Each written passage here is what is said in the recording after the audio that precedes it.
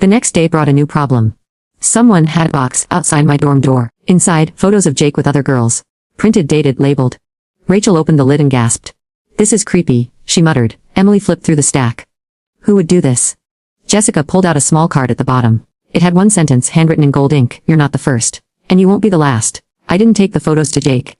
Instead, I burned them. I didn't want him to see them and retreat into himself again. But I did tell him vaguely. "There are people who don't want us together."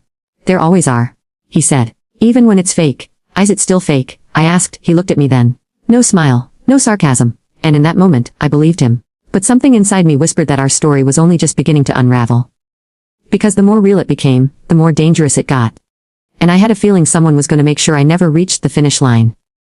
By the end of the second month, I stopped counting the days. Not because I forgot about the deal, but because I wanted to forget. Jake had stopped acting like a man with an expiration date on his relationship. He started acting like a boyfriend. A real one. The kind that picked up my favorite snacks when I was studying late. The kind that remembered which side of the bed I preferred and which songs helped me fall asleep. He wasn't perfect. He had moods, secrets, and moments when he shut down completely, but he showed up, and that mattered. Still, the box of photos haunted me.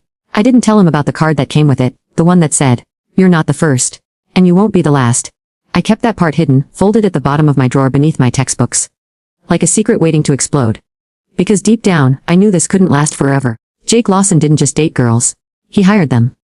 My roommates may have played it off like a game, but someone was keeping score. And someone didn't like that I was winning. The first real sign of sabotage came the following Friday. Jake and I were supposed to meet for lunch, something we had done regularly for weeks now. He always chose the spot, and I always let him. But that day, I got there first. I was sipping water, scrolling through my messages when a girl slid into the seat across from me. She was beautiful in a cold, sharp way. Glossy black hair, pale skin, red lips. The kind of girl who could be cast as a villain without saying a word. "You're Olivia," she said flatly. I blinked. "Do I know you?" "No," she replied. "But I know him." She didn't have to say who. "I'm Camilla. Former girlfriend.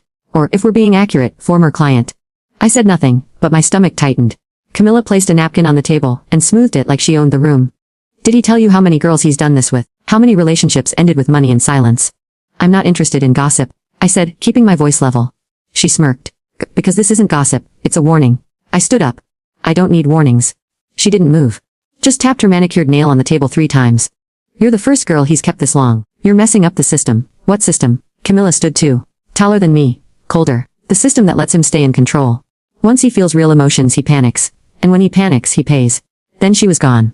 Jake arrived 5 minutes later breathless, holding a takeout bag. "I thought we could eat by the fountain today," he said. I followed him, said nothing, and stared at his hands the whole time. I didn't ask about Camilla. And he didn't bring her up. But the seed